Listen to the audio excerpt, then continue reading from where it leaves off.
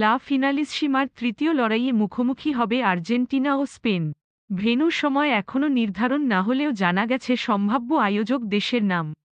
2024 সালের শিরোপা নির্ধারণী ম্যাচটি হতে চলেছে স্বাগতিক স্পেন বা যুক্তরাষ্ট্রে। আর্জেন্টাইন সংবাদকর্মী গাস্তন এদুলের দাবি, আর্জেন্টাইন ফুটবল অ্যাসোসিয়েশন চেয়েছিল বুয়েনস আয়ার্সে এল মনুমেন্টাল স্টেডিয়ামে ম্যাচটি আয়োজন করতে। কিন্তু ফিফা জানায়, শিরোপা নির্ধারণী ম্যাচটি আয়োজনের দায়িত্ব দিতে চায় স্পেন ও যুক্তরাষ্ট্রের যেকোনো এক দেশকে। কোপা আমেরিকা চ্যাম্পিয়ন ও ইউরোপ চ্যাম্পিয়নের মধ্যে হয়ে থাকে এক ম্যাচের শিরোপা নির্ধারণী মহারণ। আলোচনায় আছে 2025 সালের মাঝামাঝি সময়ে হবে ফিনালিসসিমার তৃতীয় লড়াই। 2025 সালের 15 জুন থেকে 13 জুলাই পর্যন্ত আয়োজিত হবে ফিফা ক্লাব বিশ্বকাপ। এই টুর্নামেন্টের আগে বা পরে ফিনালিসসিমা আয়োজিত হওয়ার কথা, তবে চূড়ান্ত সূচি এখনই জানা যাচ্ছে না। উরুগুয়ে এবং ফ্রান্সের মধ্যে 1985 সালে প্রথম হয়েছিল ফিনালিসসিমা।